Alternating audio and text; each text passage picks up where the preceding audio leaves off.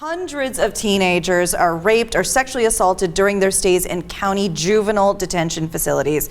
And many of them are victimized repeatedly. This is according to a new study through the Department of Justice. This is really, really sad. The teens are most often assaulted by staff members working at the facility, and 20% of those victimized by the men and women charged with protecting and counseling them said they've been violated on more than 10 occasions. So understand, that's not 20% of the kids. That's most of the, it's not 20% of the time they're attacked by staff. Most of the time they're attacked by staff, the people who are supposed to be, in charge of them. Yeah. And 20% of the time it's repeatedly over 10 times, right? Yeah. So those are amazing numbers. And yet they break it down saying that the Justice Department survey involved more than 8,500 boys and girls.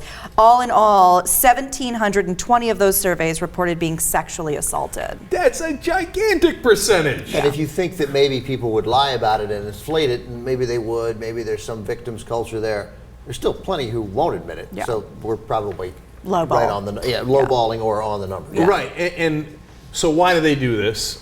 It's because of two things that are obvious. One, JR is right and has been right all along. Don't leave your kids with anybody going forward for the rest of the time. Ever. Right? And second of all, don't leave them with anyone in a position of authority that looks over kids, because apparently those are people that are even more concerning, especially if they're males. Now look, these are broad generalizations. Of course, you have to leave them with teachers. I know, right? This is different. These are people. This is people working in juvenile justice, and which is not a career that a lot of people seek. In general, these are talking about prison guards, which are notoriously poorly paid in a lot of jurisdictions. Sometimes there might be a good union, and it might be a job worth having.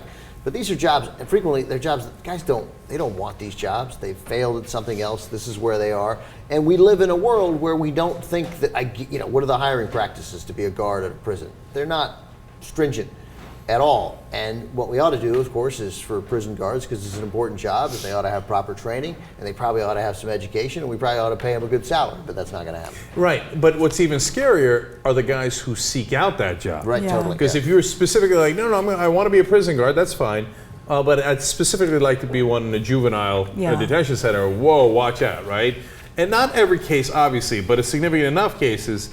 And now the second element is not only are they looking after kids, but they've got enormous power over them. They have 100% power. Yeah, not like priest power. Like, no. My job is to make sure that you follow orders, and you must follow my orders. Yeah, and just FYI, the ones with the worst misconduct, Ohio, again, South Carolina, Georgia, and Illinois. The ones that had no misconduct, which is a silver lining, I guess, New York, Massachusetts, and Delaware. Okay. So Delaware's slogan is, "We don't rape our incarcerated kids." Okay, and it turns out they live up to it. Bless their hearts.